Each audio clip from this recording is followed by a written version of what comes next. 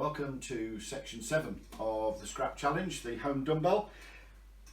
Today we're going to take the wheel out of the frame and we're going to take the whole thing upstairs and make the hole in the floor, and then we can see about fixing the rope if we have time. Before we do that though, quick shout out to Daryl Bratt, who's got in contact with me. He's a subscriber to the Simbell YouTube channel, and he, I think, also has a dumbbell at home, and he's commented that the ground pulley that I've got here may be too thin, and we may find that the rope doesn't catch as it goes past unless you're pulling very, very straight. What better reason is there to ensure that you're pulling the rope straight than if you don't, then it catches. But he suggested I could use a box, so I could make up a box to put round it that would then stop the lateral movement of the rope, and it will give it a better chance of catching. I could do that. I favour the idea though of making a wider pulley with a V form, with maybe a couple of flanges at the end of it, which basically would be about 1.5 inches wider than the wheel itself. So as the rope goes past, it would always tend to be pushed towards the middle of the pulley. So we can try that.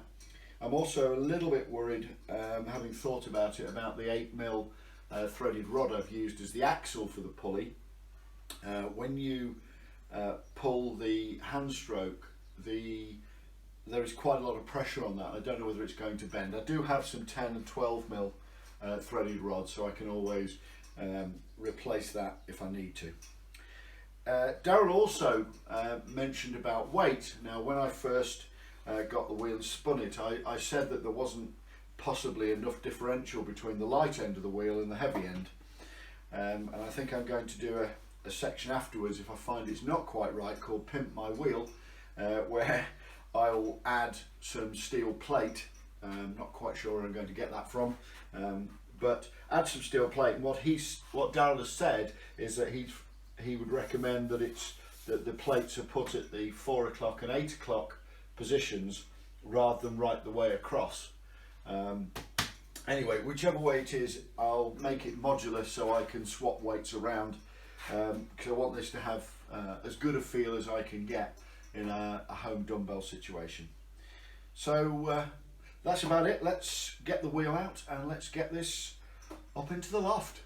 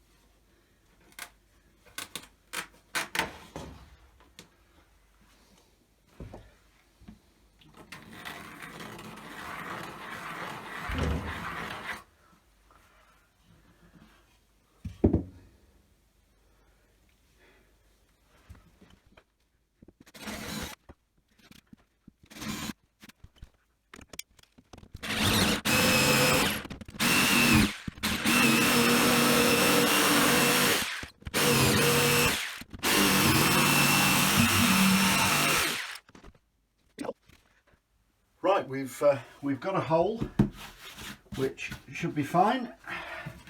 It meets the requirements of the floor boss. So what we need to do now is to put our carpet tiles back. Very important, then my wife won't quite notice. But obviously we've got to cut out an appropriate hole.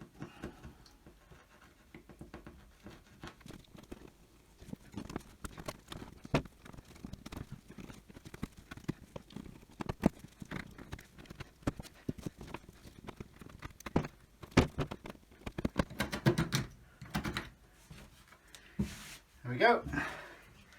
And then the floor boss will sit on top of that. Now we just need to fix that into the floor. So we'll drill, sorry Simon, we'll drill a couple of holes through here.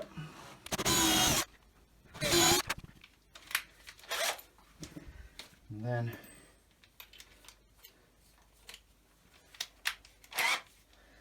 we can put a couple of long screws through. That isn't going anywhere. So we have another boss to put on the ceiling on the other side. So I need to do that, and once that's done, then we've got to get the wheel up. So I'll put the frame back down again, and then we'll go and do the boss on the other side. Right, as I said before, a friend of mine, Simon Jones, has very kindly been doing some wood turning for me. He made the pulley, the ground pulley on the frame, and he's also made me two bosses to go on the floor to obviously smooth the path through. Now the one upstairs was a nice piece of mahogany. This, I have to say, is a beautiful piece of oak that he's turned for me into a very very smooth and very aesthetically pleasing floor boss, which I'm going to now put inverted on the ceiling. Now he did say that if any of you were interested, you don't have to use a piece of oak. Not everybody has a piece of oak lying around.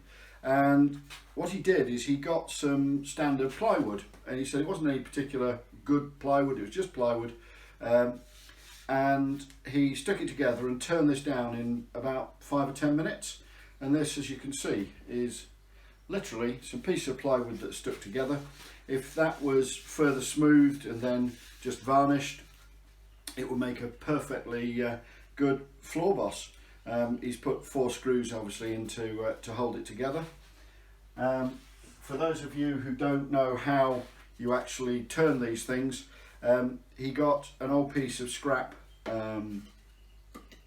ply, and he fixes it on the back of the unit, screws it in, and then with the tool he can come in to take out the centerpiece to the point where he hits the backing plate, and then when you remove it and unscrew it, you get a floor boss. So thank you very much, Simon.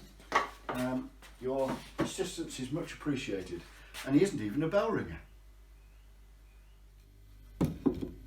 Oh.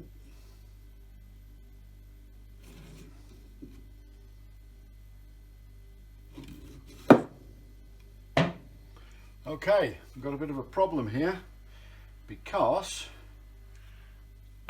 this joist is actually too close for that boss, so I'm going to have to, I'm afraid, flatten the side of the boss so that it will actually fit, which is very disappointing, but I'm afraid I'm not prepared to move the beam. Right, I've now cut the side off, and we're going to fix this in place by screwing it up into the ceiling on here. If I can just get it straight and square.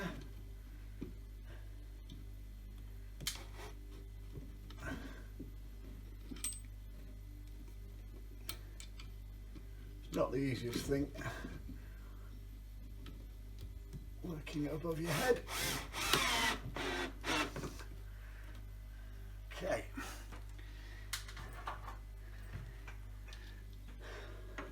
Put 3 screws in the bottom so that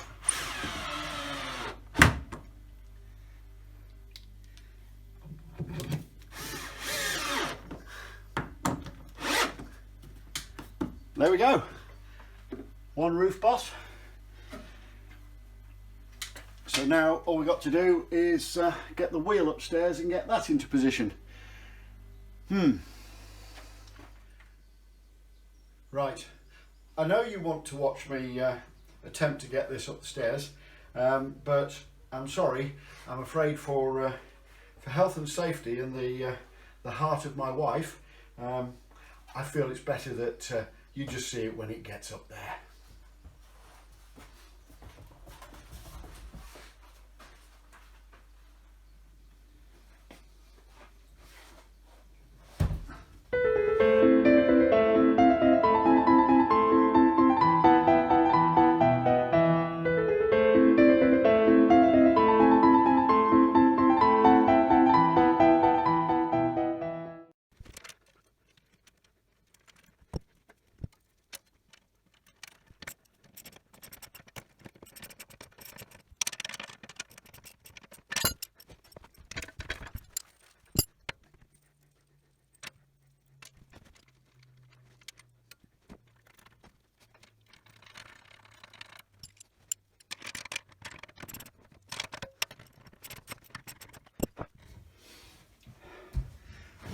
Okay, the wheel is now assembled, it's up in the loft, so next thing to do is to line it up over the hole.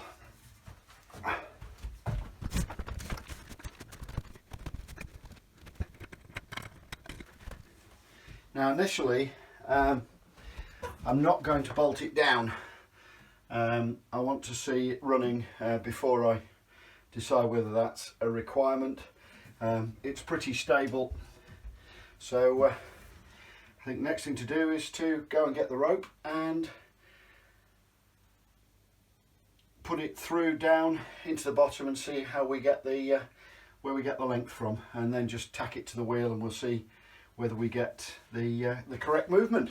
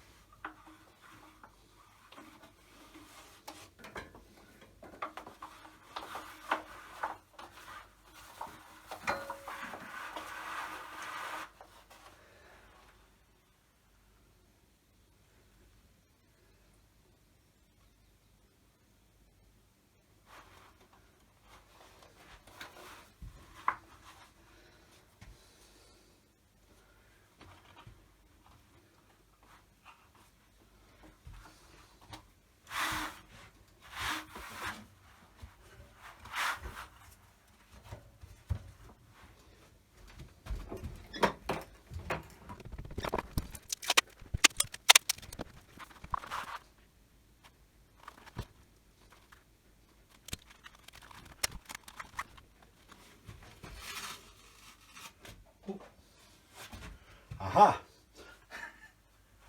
Gaffer tape isn't quite sticky enough.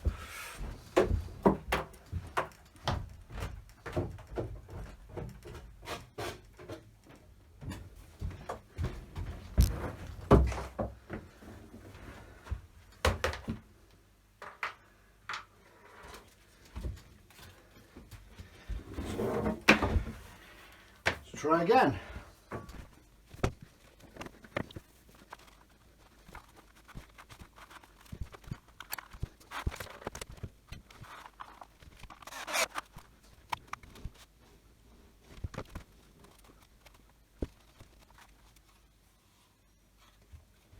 I think another P-clip.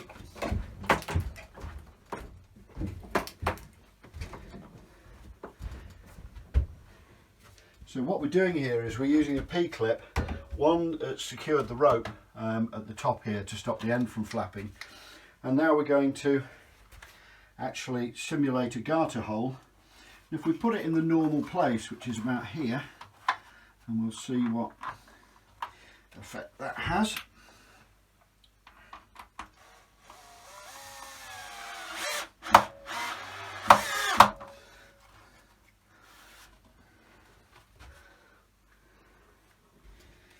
Okay, so this is the point which I wish I got to stay, so that I could actually rest it and then go downstairs and look where the but I reckon we're going to be to there,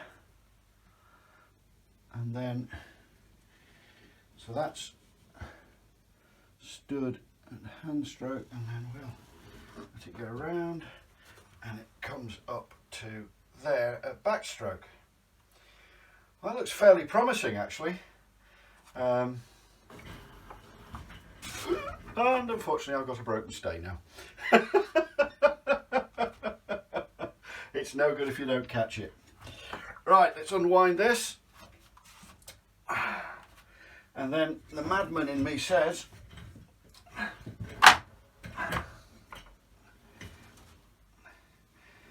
that we really ought to give it a go properly, just with those P-clips on, just gently, and see what we end up with.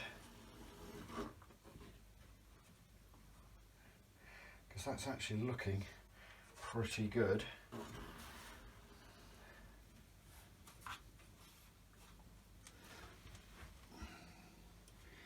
So, I certainly can't make that stay there.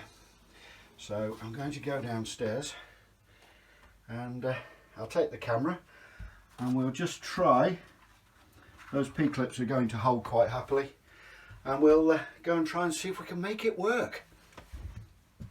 Okay, I haven't actually done this before. I've literally just come down from upstairs.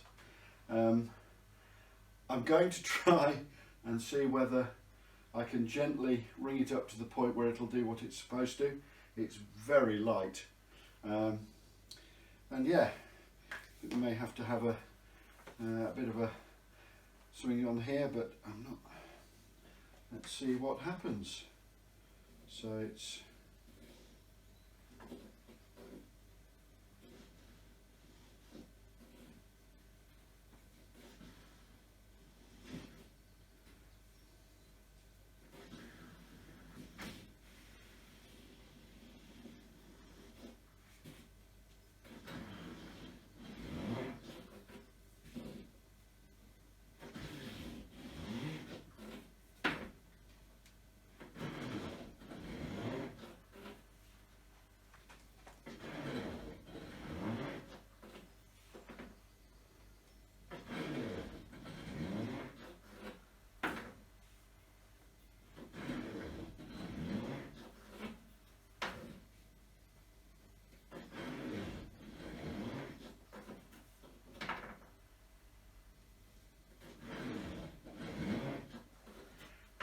as you can probably hear, I've actually got a bit of rubbing on the floor boss. We might have to look at how we can deal with that. We may even have to move it slightly, which is not ideal. But I have to say that it's very enjoyable.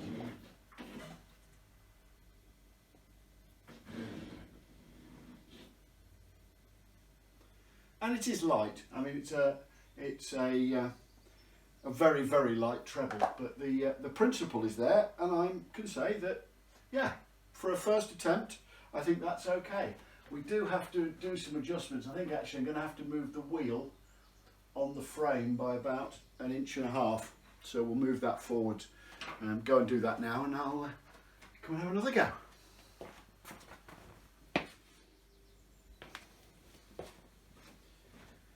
Right, what I've just done is I've moved the ground pulley closer to the hole, so it actually doesn't allow the rope to pull over the bosses. going backwards. So I got that slightly in the wrong position, and now it's still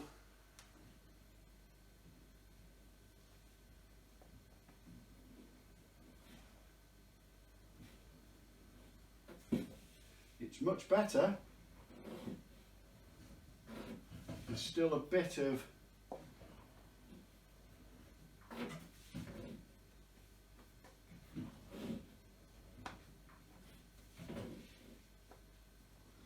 scraping, so I think I'm still going to have to move the wheel very slightly. Came off the that is where it's missed the ground pulley. Yeah. So it's missing the ground pulley now. It's coming down to the right of it. If I actually watch it, then it's not a problem.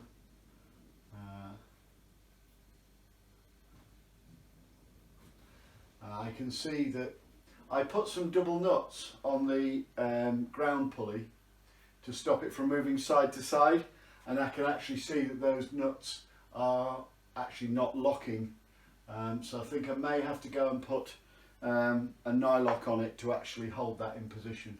So that's the next stage.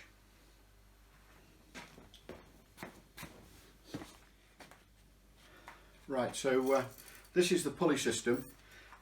It's these nuts here that are coming loose. I'm going to replace those with nylocks and also put a couple of bigger washers on there, and I think I'll put nylocks on the end as well, just to make sure that it's held in place. So we'll give that a go now. Okay, a couple of final tweaks that I've done today. One is to move the whole wheel forwards in the frame by about 1 inch so that the rope falls down through the hole centrally. I've also put the nylocks onto the ground pulley to try and keep it more central, and those two things seem to have worked. It now seems to work quite happily as long as you're pulling straight on the rope, and yeah, so those two bits, it's working now very nicely.